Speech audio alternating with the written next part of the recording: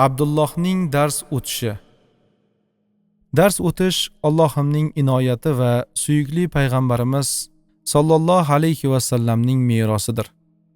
Bu ishda tolibi ilmlarga o'ta shafqatli bo'lish, haqiqatni so'zlash, ummatga foydali insonlarni tarbiyalashda aslo kamchilikka yo'l qo'ymaslik lozim. Abdulloh bu masalada ham o'ta omonatdor edi. Uning darslarida qatnashishni ko'pchilik istar, mushtoq bo'lib turardi. Bu safargi ilm majlisi ham o'zgacha bo'ldi.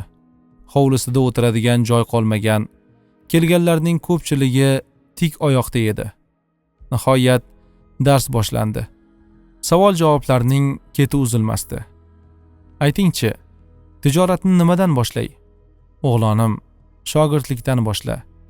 Xotiram zaif, nima qilsam uni kuchaytira olaman? Keraksiz narsalardan o'zingizni tiying. Shunda faqat keraklilari esda qoladi. Haromdan tashqari shubhali narsa yeyishdan ham saqlaning. Yaxshi odatlarni o'zimda hosil qilishim qiyin bo'lyapti, chorasi bormi? Bor. Ko'p nasihat qilishim mumkin, ammo yaxshisini, ko'p yaxshiliklar qozonishing mumkin bo'lgan yo'lni aytaman. Yomon suhbatdosh va odobsiz do'stlardan saqlan. Ulardan kechib, yaxshi insonlarga do'st bo'l va solihlar bilan suhbatlash. Shunda har qadaming ezgulik yo'lida bosiladi. Yaxshi odatlarni oson o'zlashtirasan. Shu taqlid ko'p savollar berildi. Ammo yanada qiziq va kelganlarning ham, bu haqda eshitganlarning ham xotirasida umrbod saqlanib qoladigan savol-javob quyidagicha bo'ldi. Biz ilm o'rganayotganimizda avval ixtiloflar, tortishuvlar, hatto yomon jihatlaridan boshlaymiz. Shu masalada yana ham ko'proq yaxshi natijalarga erishishimiz uchun nima qilishimiz lozim?